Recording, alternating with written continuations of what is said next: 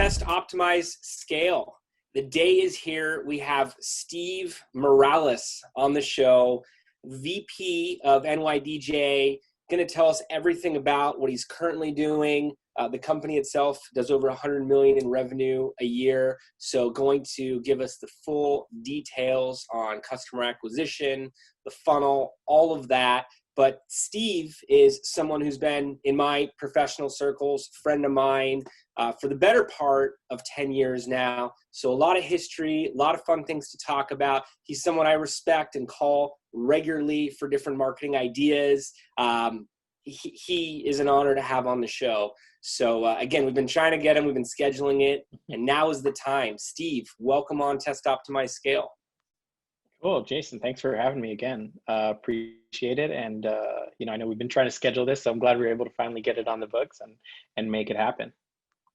Absolutely. Absolutely. And I mean it from, the ideation of the show and looking at who we could have on, being able to really tap into those actionable insights. You were one of the first names on there.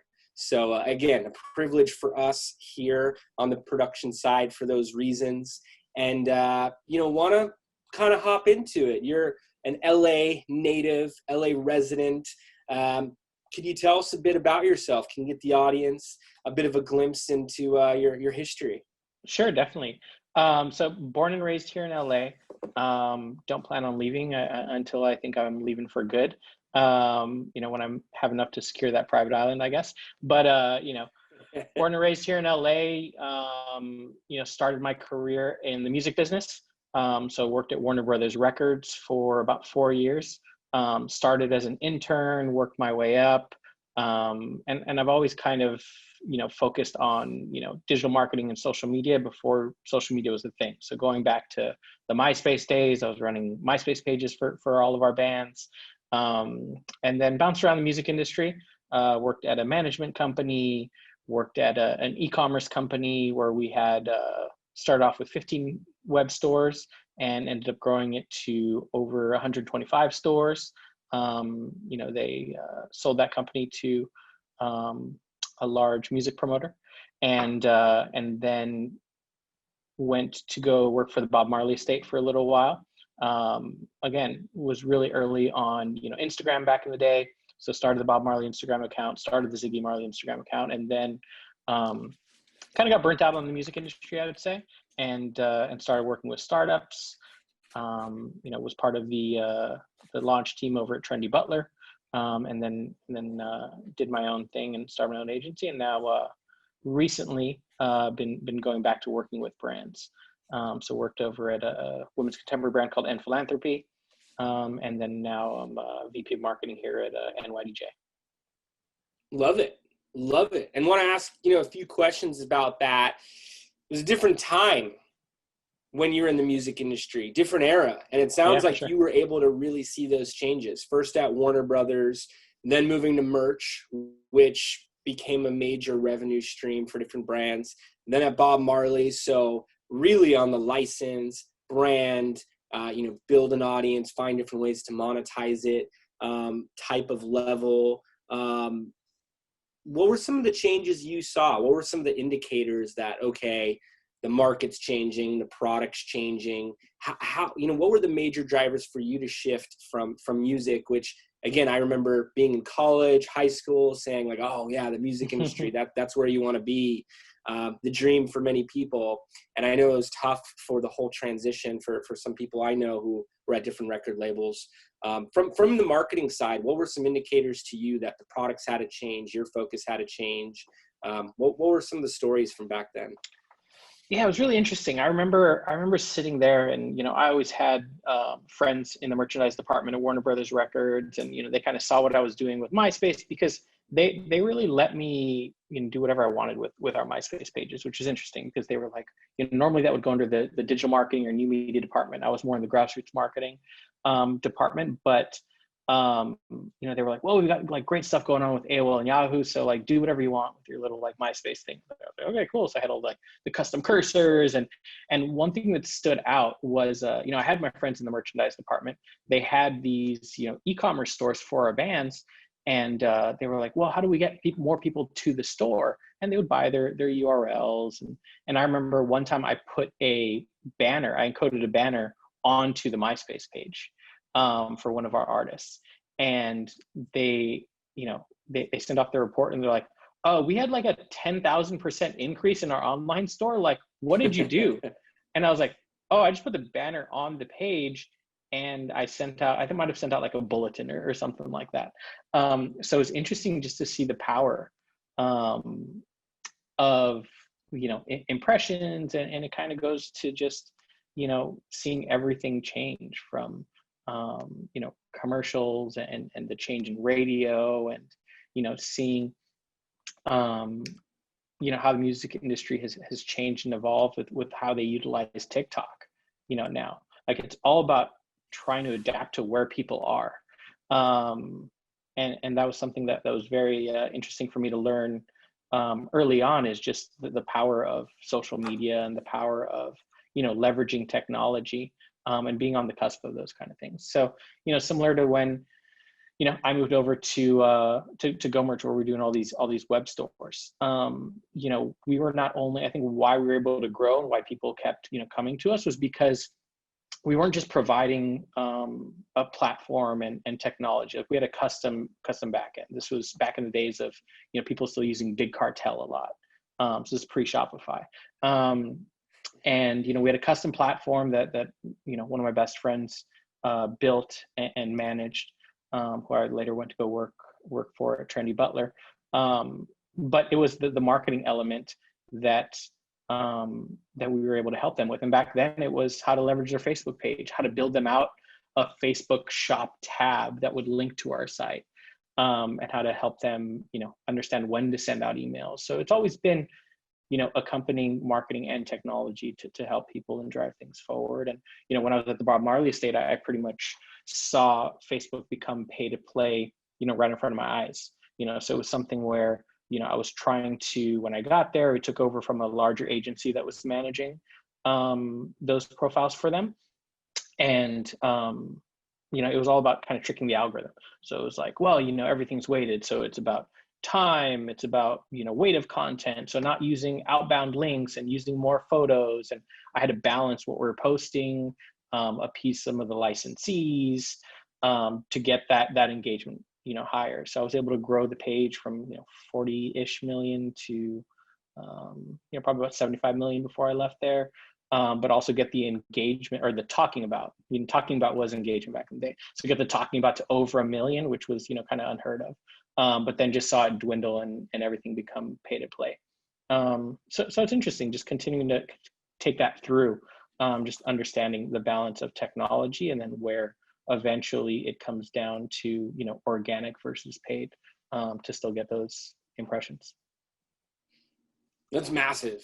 Yeah. Massive. 75 million, over 1 million talking about type engagements. Love it. Thanks for going into the progression of what you saw firsthand there. And that took you to the world of startups. We actually met at a content aggregation platform. I was advising on the traffic arbitrage, essentially, models of buying traffic cheaper than you're selling it. So digital traffic in, paid advertising out. You were, I believe, the chief marketing officer, or the top marketing guy, and immediately clicked because of your creativity, your passion. You had these out of the box ideas. You weren't just taking from what worked last time. You were critically thinking, hey, if I was the audience, what would I get excited about? I remember you were already starting to tear over to fashion. Some mornings that you were out waiting in sneaker lines and looking for the latest releases. Same with the iPhone, a few things like that. Yeah. You were always ahead of what was cool. And you brought that to the marketing plans. Because I've worked with a lot of different marketing directors over the years, but that innovativeness and how it was all relevant really stood out to me. And then that pushed you over to fashion and Trendy Butler men's fashion subscription service. Can you talk about that time, like transitioning to startups, transitioning to fashion, how you took from what you did at the music career, what you started seeing work and not work in those realms? Yeah, sure, definitely. And thank you for the compliments there. I try to stay on the edge of what's cool, not only for my personal consumption, but I think that, it's just important. It's important to see, everybody's selling something, right? And it's important to see from the Fortune 500 companies to, small mom and pop shops, see what people are doing right and what they're doing wrong. And when they're doing something right, it's about fully, analyzing, and trying to break it down. Something that I used to always, would always say, even starting in my career in the music, was like that I'm always working and I'm always like taking in, information, whether it's like I'm driving, there's a billboard that I see and I'm like, oh, that's interesting. Like, why would people post that? Or you walk into Hollywood and sometimes there would be these like pull signs, that's like, call this number for whatever, but it's tied to like, a song or we did, when I was at Warner Brothers, we did one of the Madonna albums, Confessions on the Dance Floor. And the rollout for that was, she had this, it was like a toll-free number that was a confessions line. So she wanted everybody to call and like give her their confessions. And we streamed some of those sound bites online. It was like a really cool thing. So I'm always kind of looking to see like how people are leveraging creative ideas. And I think that, with me, it's all in the creativity. And, especially nowadays where you see, a lot of people can go in and have these self-serve platforms. It's like, what's going to be the X factor that you're going to bring? And I think that was something that when I was at Trendy Butler was interesting, how we leveraged, influencers, where influencers were not as defined as they are nowadays, and it was still very early. So an influencer for us was someone who, a lot of these guys that just had these general themed pages. So still very early days with Instagram. A lot of people were finding content through hashtags. A lot of people were posting these like inspirational themed accounts, is what we would call them, right? So it was all these men's fashion accounts, and our ability to leverage them on an acquisition basis based off just, some very small spends, was really what helped us in the early days. We would spend $25 for one post, with a guy, and see 3 to 5 subscriptions come through, which was an amazing acquisition cost for us. But that had its time, and it kind of came and went. So it's like, okay, cool. Now we're ready for Facebook ads, which, Facebook ads were still early back then. So it's like, okay, cool. Like, now how do we do Facebook ads? So I think it's always, important to see what's working, and not even about what other people are leveraging and how they're selling or how they're acquiring customers or getting traffic and revenue, but trying to be a little before that. Because I think if you're waiting to see like, oh yeah, like Instagram ads got opened and now everybody's doing that, or now we have Instagram stories. Like, I feel like if you're waiting for those things to come and be available, you're already too late.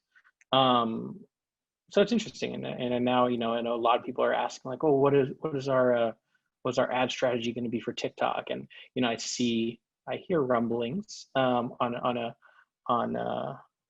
another podcast, might be a Joe Rogan podcast, that someone who was on there said that, major labels are paying TikTokers and TikTok influencers to create a certain amount of content for their song and for their dance. And I laughed, and I was like, wow, it's interesting to see, what they're doing is just paying for the impressions and paying for things that they could not get other places. Because of the lack of what used to be radio, but they used to pay that money to program directors to get their radio play.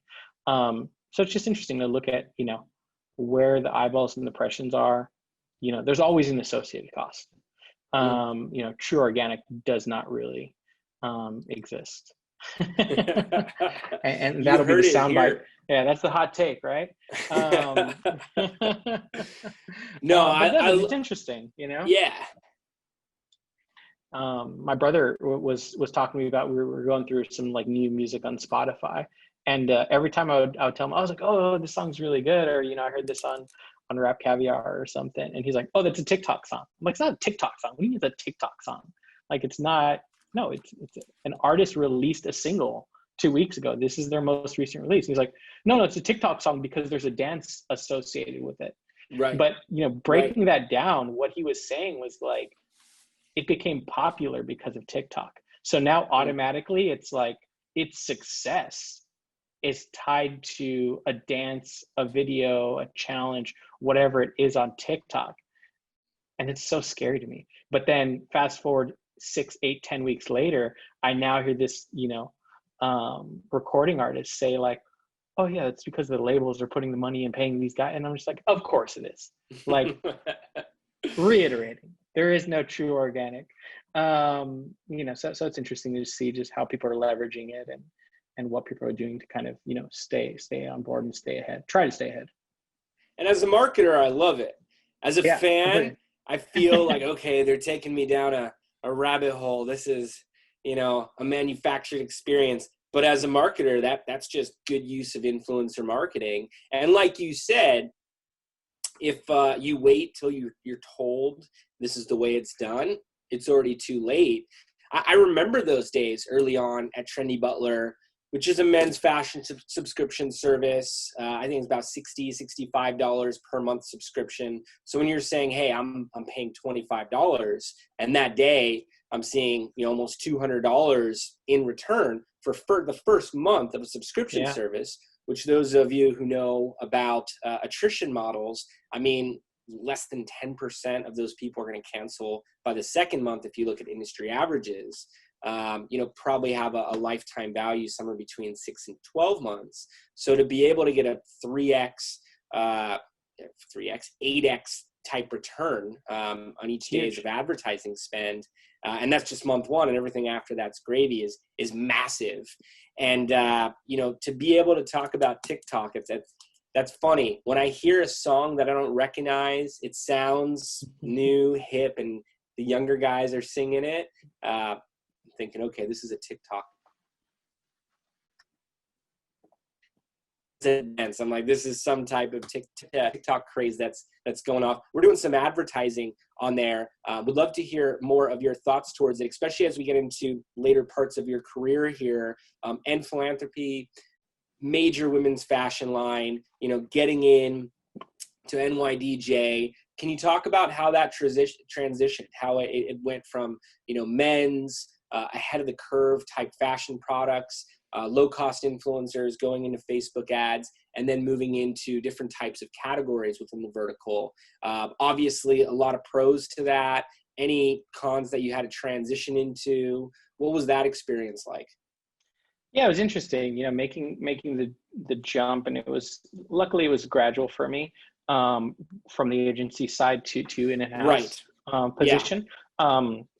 Yeah. It started just because of the fact of, I was really good friends with the founder of N Philanthropy. So Yvonne was a really good friend of mine.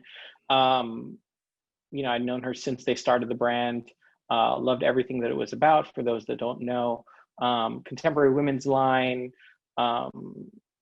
casual luxury, it's kind of what you would describe it as, found in Nordstrom, their own .com, but a huge sense on, or huge focus on quality.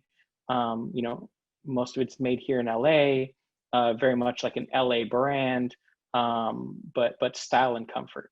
And the main thing, and why it's called, N Philanthropy, which is N Philanthropy, is because they give back 10% of proceeds to either Children's Hospital LA or ASPCA for animal abuse prevention.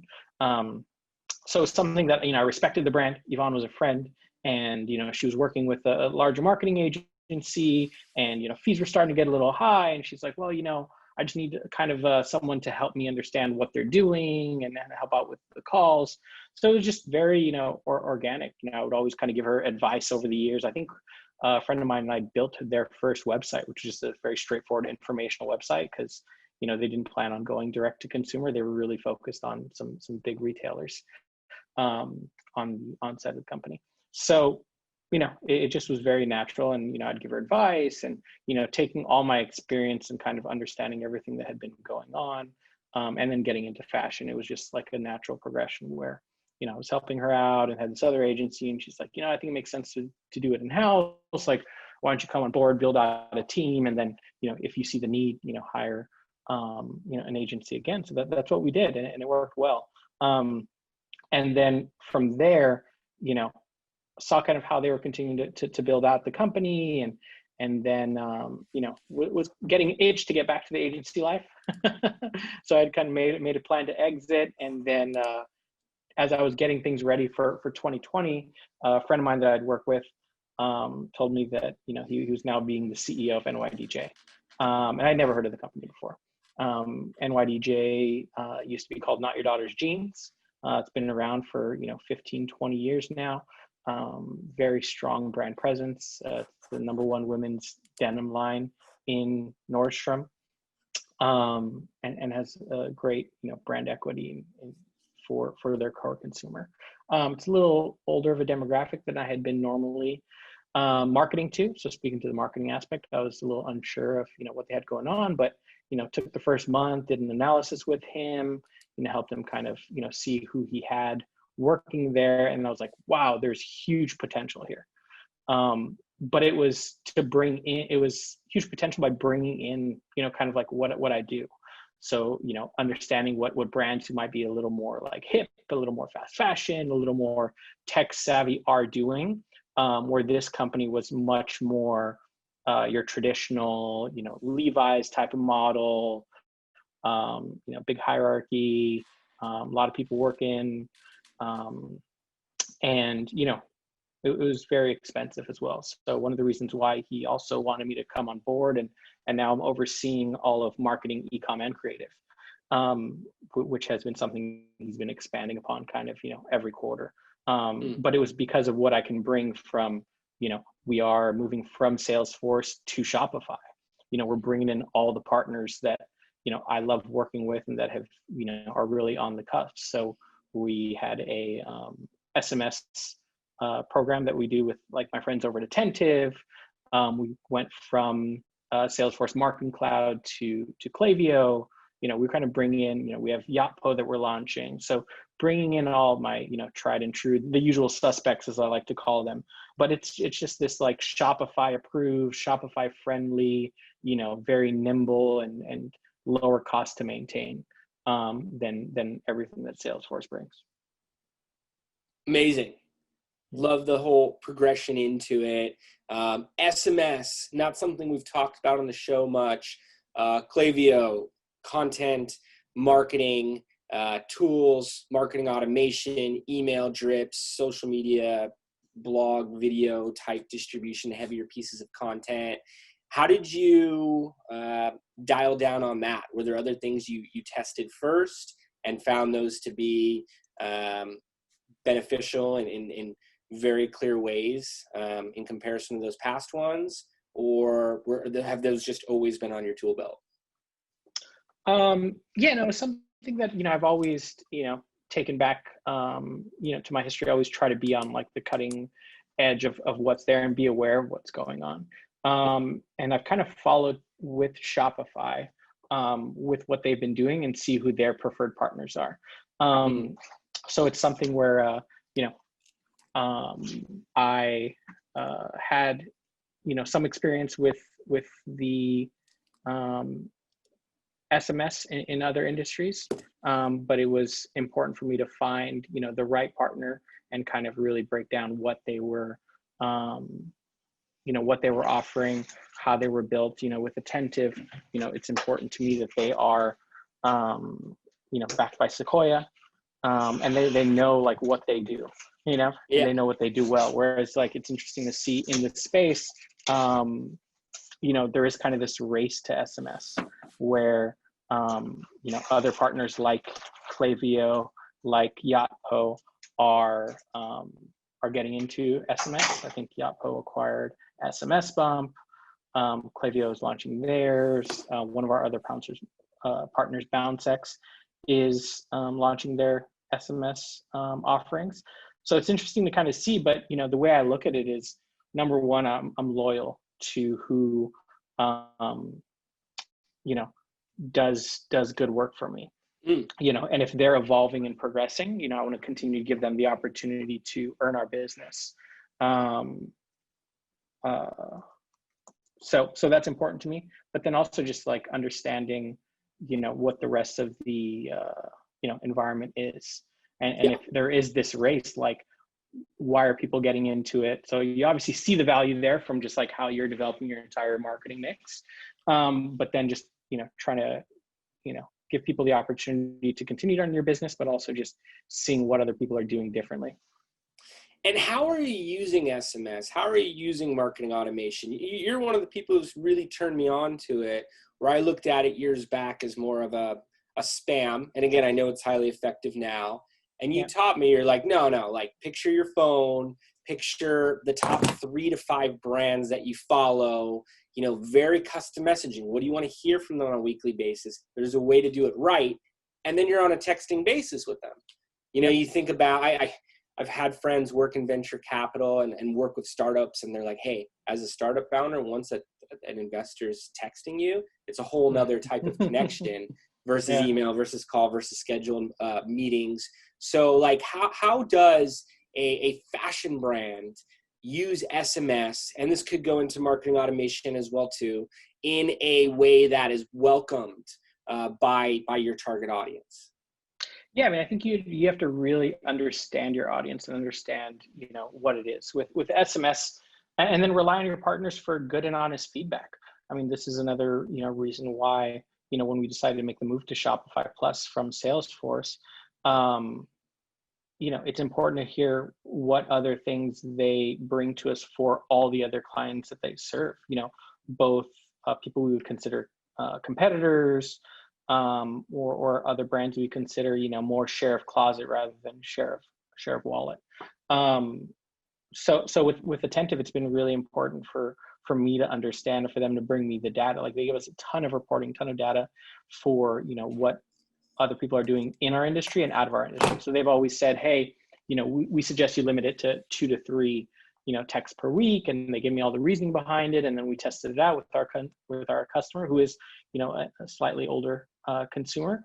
But we wanted to take that feedback and understand from her, like, what she wanted from us. Same thing with, our emails. Like, emails are number 1 traffic and revenue driver at NYDJ. And we send out an email a day.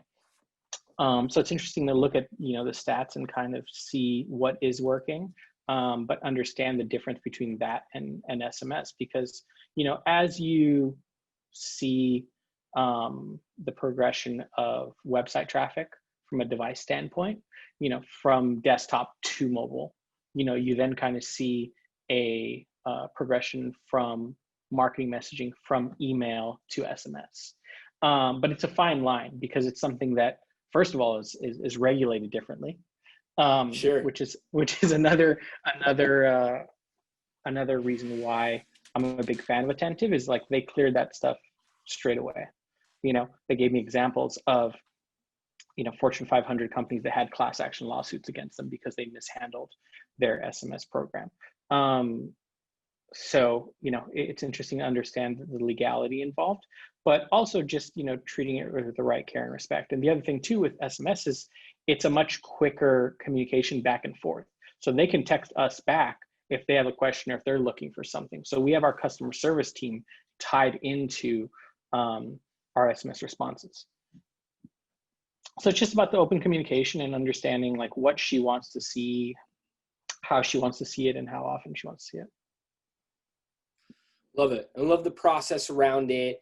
Looking at the title of the show, Test, Optimize, Scale. That's my philosophy towards marketing. I find it applies to companies of all different industries in the spectrum, of verticals as a whole, budget levels, timelines, everything about it. That's my scientific method towards it. And you were telling me before the show, like, hey, that's great. I'm going to dive into that. Should really talk about the brand first, and what's going right, what's going wrong. What is your overall process? What is, you get brought in, and I know you've got a wealth of experience in the agency world that we kind of skimmed over there, whole different list of verticals and things like that you're actually well known in. But what is your process? You're stepping into a new brand or even just a new campaign for NYDJ. what is your approach towards hitting milestones with marketing? Yeah, I think it's interesting, and it's evolved over the years. But one of my favorite questions people would ask me is, if I give you $1,000 or $10,000, how much money can you get me back? Right. And and I know you've fielded that question even more than I have. And my knee-jerk reaction and response was always like, oh, about half. Like I can almost guarantee you that I can get you half your money back. And then we both laugh, and they're like, oh, no, but seriously. And I'm like, yeah, no, seriously, I can guarantee you that I should be able to get half your money back. And they're like, well, what am I supposed to do? So then that opens the conversation, to kind of like let them know that their thinking and their questioning is a little backwards. Because I think that, shows you that they're not really thinking of, their entire marketing or advertising strategy for the brand. And then I segue that into like, anybody can run Facebook ads. Like there's some, and not to dilute what, some agencies do and what some people do on managing a Facebook ad campaign. But, if you want to go and spend money on Facebook, they tell you exactly where it's going, what you get in return. But it's so much more than that. And it's just a tool. It's not just a tool to get traffic and get revenue. I think it's appropriate to align on KPIs. But yes. back to my initial process, I like to look and see if it is a brand that's already up and running and launched. I like to see what they're doing right and what they're doing wrong. What's their email list size at? What's their, dig into GA and see kind of, where their traffic and revenue drivers at.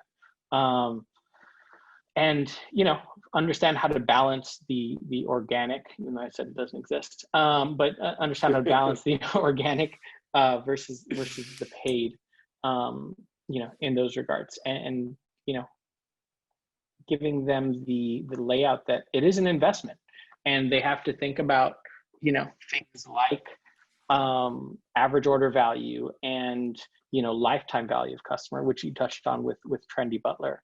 And, it changes per, industry, per, offering, things like that. So I think it's important to see like what they're doing right and what they're doing wrong. And how do you take what they're doing right and, pour some gasoline on it, something that was, and then that's where I can, get into testing, optimizing and scaling. Something that was one of my favorite moments working was with a brand called Golden Denim, which was very cool men's contemporary streetwear brand. When I met him, he had a good Instagram presence, he had a good following, he was, getting great engagement. But the thing that was, best was, his designs, his eye for what was hot and what was on trend. And it attracted a lot of celebrities, DJs, rappers, things like that to the brand. He had great wholesale presence that kind of helped build that buzz and get distribution out to some of these places that, he couldn't get to online. But we had Block Boy JB on in the Look Alive video with Drake, with tens of millions of people watching the video, doing the dance that was popular and carried over through Fortnite, and probably still a lot of people doing TikTok with it. But he was doing that dance wearing a pair of golden denim, the camo cargo pants with the orange stripe on the side. And if you think of what you'd have to pay to get the impressions on your, and granted, he didn't say it was golden denim, he didn't have golden denim written across, but when I can take that, and that brand awareness or that product awareness, and then I can target people using Facebook, that are interested in that, or that I can try to capture people who probably saw this video and show them like details of this product and why it's unique and why it's special. We were able to sell, hundreds of pairs of those, and we sold out multiple times and had to replenish multiple times. But that was something that was very interesting for me, is just like, leveraging what he was doing right, and then just putting more eyeballs on it, organizing a little more, and driving people back to the site for it. And by leveraging what he was doing right, by really finding like, hey, this what's resonating. Let's do it on a whole nother scale. I'm thinking Fortnite. And you put it together. And organic did exist in that world. But no, I like the way you repurposed it and got continued sales from there. You said you targeted people who saw the video, found compliant ways to feature that content in your own marketing. I know that's been a big thing for us, where we're able to show influencer activation, and we'll get some conversions off it for the first day, 2 days, but continue to run it as an advertisement on Facebook and targeting their audience, and in full coordination with the influencer. Work with some networks that do that, of course, as well too. And we look for that mid-funnel type placement and use that to get people over the edge, which has sounded like exactly how you were leveraging it. That's really fascinating to hear. How do you scale something like that? Or, speaking to NYDJ, I know you guys are constantly testing out different stuff. Some of it's working out of the gate. Others, you have to change up the strategy, optimize a little bit. But if it's really working, if you find someone who's endorsing the brand, mentioning it on broadcast, mentioning it on print, mentioning it in every different type of way on digital, I know the audiences can, skew. So I don't want to say TikTok, but mentioning it on a popular social platform at the time. How do you, how does your mind work? How do you look to really scale, which is probably the word I use most in professional conversations at these points, because it's so exciting to the clients and everything that we're doing. I mean, that's real revenue and user growth. How do you scale when you see something that is driving in an outstanding level in terms of your performance benchmarks that you had mapped out? Yeah, definitely. I think it's about understanding, the world that you live in, and kind of where you're going to tap out, right? So, there's campaigns that we've run with celebrities that, maybe we didn't leverage, their audience, their likeness, their image, the right way. And there's ones that we've done where it's gone amazing. So it's understanding kind of like, what, where that audience taps out at, and then how you use that to, bring awareness, but to also, bring something specific. So we're working on another celebrity partnership to kick off next year that we're really excited about. But with us, it's about connecting the product to it in a way where you see what they have going on, and you can never know, what else they have going on in their lives, or things that might hit. A story that, people speak about is that at NYDJ, a few years ago, they had booked Ashley Graham for a campaign. And they got her early, to where when I believe they shot the campaign, or when they were dropping it, she was just on the cover of Sports Illustrated. So if you look at it from a cost standpoint, I think her rate went up 10 times, within that time period of when it dropped. But for them, they were fortunate because, they were early on her, and that campaign lasted for a whole year. So it was something with them where, NYDJ is all about, the power of fit and their denim technology, and they stand behind having, denim for every body, and every body type. So it's something that, they stuck, true to their values and what the brand was built on, and their, fabric technologies. And as newer brands come and go, I think that it's about, continuing to make that connection. But I think it's, looking at nowadays, it's very important to have, some sort of celebrity influencer tie-in, and then, take that, but not just like leave it in their hands, to get the word out or to do your work for you. I think it all has to be, within, it's up to you to continue to put more eyeballs on it, and to, truly scale it, because, you look at it for what it is. You can't rely on them. And this goes back to, our influencer marketing program, where, I've been at other companies that rely on their influencer marketing program to be a performance channel. With us, we were able to leverage it more. If you look at going back to KPIs, like, we had a need for content, in this pandemic world. So we were able to leverage influencers for content because we weren't able to do photo shoots for some time. So having that freedom to not have to rely on them for a performance channel and having them being able to use them for other needs is important to me. And it's something that, going on to next year and allocating budgets and trying to change things up and keep things fresh, that's something that we're going to continue to do. But with us, it's also about looking at the industry and what the needs are and the trends are. So, we're excited to roll out some new categories that NYDJ had not been in previously. So 2021 is going to be an interesting year for our loyal customer base, because they're going to be seeing some new things that they weren't expecting from us before. And how do you keep up with it all? You see all these memes of 2020, and not to get into any one particular event, but I know a lot of brands who are doing marketing strategies every week now because they don't know what's going to be in the news. They don't know how their audience is going to respond. We've worked with influencers that had some type of backlash in a political discussion, and then the comment boards are going off on our ads. How are you navigating what the rest of 2020 looks like, let alone 2021? Yeah, I think I'm fortunate enough to where that decision, is out of my hands.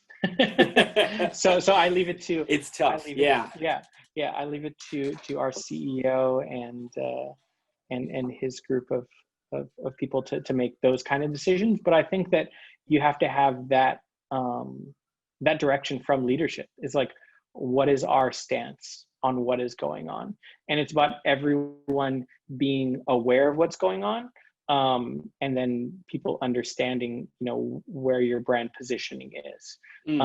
There's certain brands that are very outspoken about, current events and issues. And, with us, we just know where we sit. We know where our customer expects us to sit, and we stay in our lane.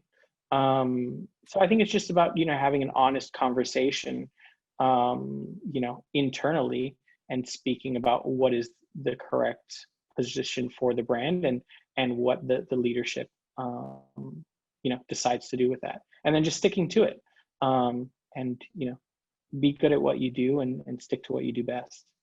Yeah, exactly. That's a good theme for best practices for brands this year as a whole. And, it sounds like you guys have a huge 2021 planned. I don't want to ask about any specific goals, but it's very clear that those are established and you guys are working aggressively towards them. You have your channel partners, which are driving a lot of things to really look up to here. What could you share with the audience in regards to their projects, whether it's a founder at a startup to mid-level organization, marketing director at any size, even larger than that, usually around some type of launch initiative, maybe a new product? Are there specific channels, any type of growth hacks, or strategy that you would recommend them to test out? Yeah, I would say just be open, right? So, one of the interesting things with me when I'm looking at channels is I'm willing to test out, something that's been working well for us is Pinterest as a channel. But really take the time and do the due diligence to understand, become an expert at their offering, and don't just, take their word for things. When we were, something that was very interesting, is that we have our own retail stores here at NYDJ. And we were going to be using Shopify. We're going to be transferring over off, one system and just building in Shopify to our retail stores. And something that was interesting was, Mark, who manages our stores, he's also on our presence with QVC. He actually called. We asked Shopify for, can we find out what other brands that you're using are using this, for their retail stores. And he actually called the store managers and asked them, hey, told them, hey, I'm with NYDJ. We're thinking about moving to Shopify for our retail stores. What is your experience? And I thought that was very interesting that, he took the time and the effort to call people who are actually using something.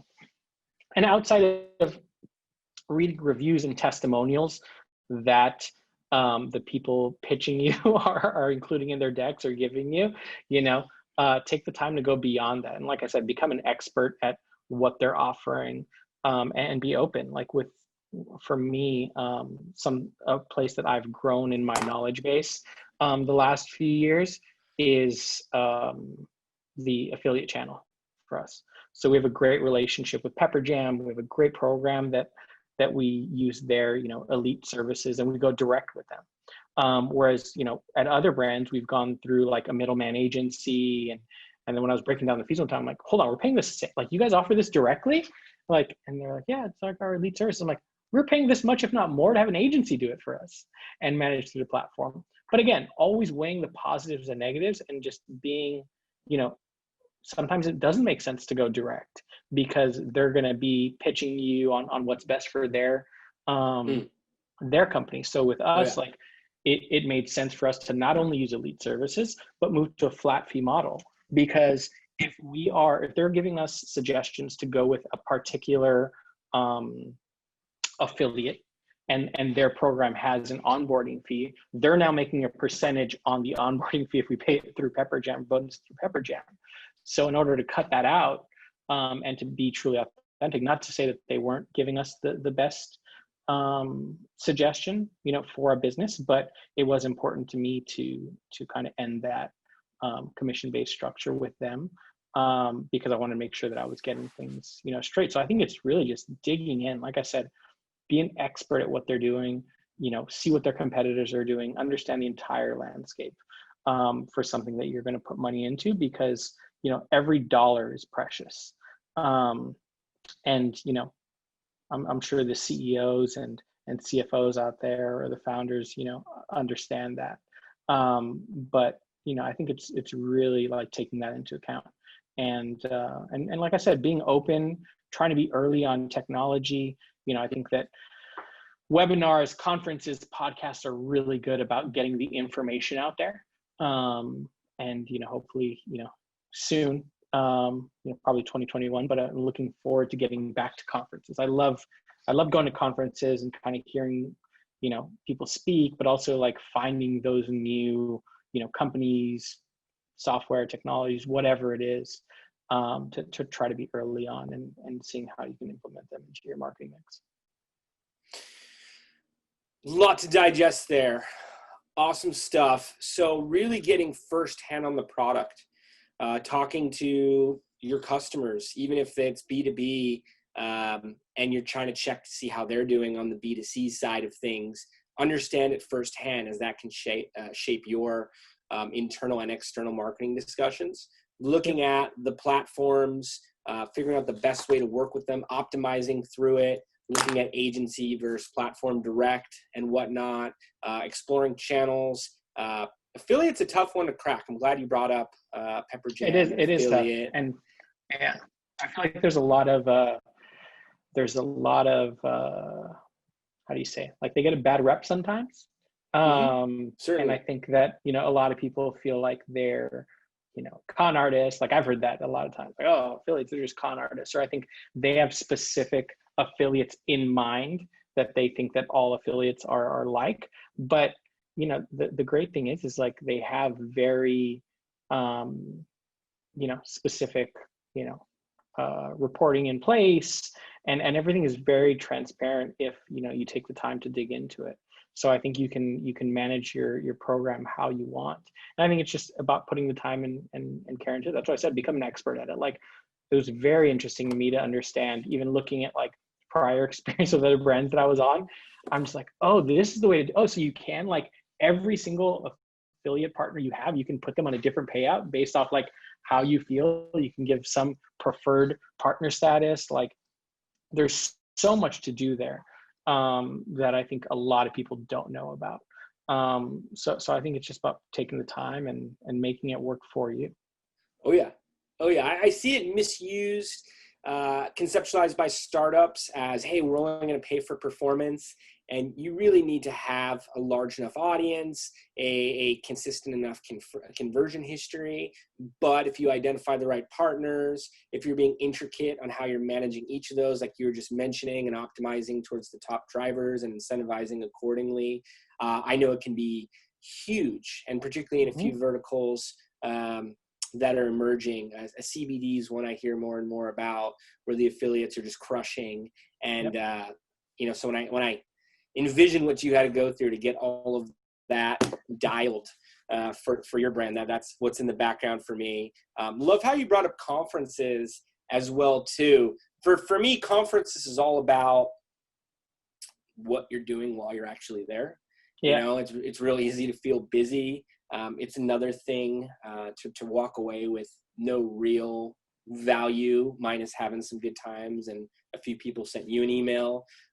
We'll instruct our team members, walk away with 30 to 50 contacts, engage with these speakers, set meetings with these exhibitors, talk to this press.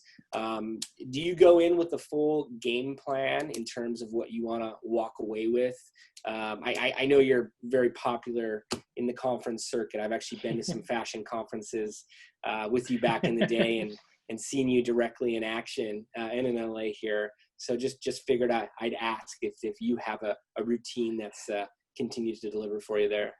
Yeah, I mean, I think I just adapt it to which conference it is. Like, I think going to, I've been fortunate where most conferences I go to, I have clients or people that I work with that are exhibiting, presenting. So I kind of start there.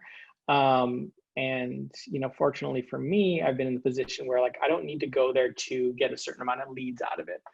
I go there to check in on my friends and kind of see what they're doing. And with me, the leads and the connections just stemmed from that, because people like working with me. So they're just like, oh, hey, come back. Like, oh, I was just talking you up about this guy. So I think with me, it's a lot of it, specifically for the fashion trade shows, it was about just being there. And I think it's interesting for people, to justify sometimes. Like, why do you need to go to that conference? Like, oh, that's like a very old school thing. Like, you're not selling anything there. But for me, it was important just to be present, because you have that reminder. Like, people are so busy trying to sell, trying to do this, trying to do that. But just by being there and being around, and you and I have walked the floor many times, where it's like, oh, hey, what are we going to go do? And like, where should we go? And it's like, oh, let's go check in on my buddies there. And then you just like enter that world, and there's so much around you that's just coming in and out. Which is why I think it's important to surround yourself with good people and, do your best work. And I think that, your name says a lot, in our industry. I think that you speak to the network in our world being very small. And I think that there are, some bad apples out there that do get weeded out. But I think that, sticking to something that, I admire you for is just, being a man of your word, being open to talking to people, being friendly, also being direct, and sometimes turning down business when, it doesn't make sense, or there's not something that you can deliver on, and just having those straightforward, honest conversations. And I think, it's one of those things where, like, your wealth is your network as you start to get, up there in the years of working. If you look at like your 10+ year career, I think that like the turning point is that network and that reputation that you've built. I've said that same thing on a podcast before. Your net worth is your network, and glad you pointed that out. When you were mentioning channels earlier and said how much you like to be in the listening and kind of hearing where it's at, I picture you doing the same thing at conferences and for sure shaking hands, seeing where those relationships go, what's hot, what you should be looking at for your brand. I think that's a big part of testing as a whole, is the social listening to determine what the next steps are there.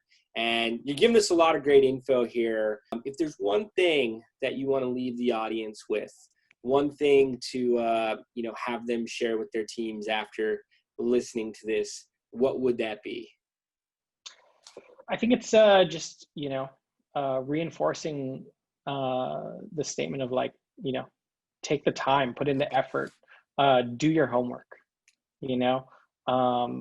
research online, and just understand and go into it with the mindset of like, as much as there are growth hacks out there, and you brought it up multiple times. I've not avoided it for any particular reason, but like, there are growth hacks, but there's also behind the growth hacks, it's about understanding how you can set up automation to have this exponential or rapid growth. But for the most part, there are no shortcuts. So just spend the time, and what it comes down to a lot of time is spending the money, and value the money, whether it's your money, your time, your resources, or your clients that you're doing on their behalf. So, spend the time, become experts at who you're working with and the tools that you're using. And then you should be in a good position. Awesome. And if people want to get hold of you, I know you are an Dodger influencer, if I'm not mistaken. But you have some influencer pages in many categories. But if people want to get hold of you, what's the best way to do so? Instagram, LinkedIn? Yeah, I would say Instagram. Yeah, Instagram. You can find me _MRKTR, so the marketer. That's probably the best place for me. I'm gonna have like a gaming account that I use. I have the Dodgers page, as you said. But that's kind of the best place to find me for sure. Very nice. Very nice. Well, Steve, it's been a pleasure having you here. Taking notes myself as you're, giving out all of your different ideas. We are applauding and rooting you on for everything you're doing, everything NYDJ is doing. Thanks again for gracing us with your presence today. No, thanks for having me. Awesome, Steve. Thanks a lot. Bye.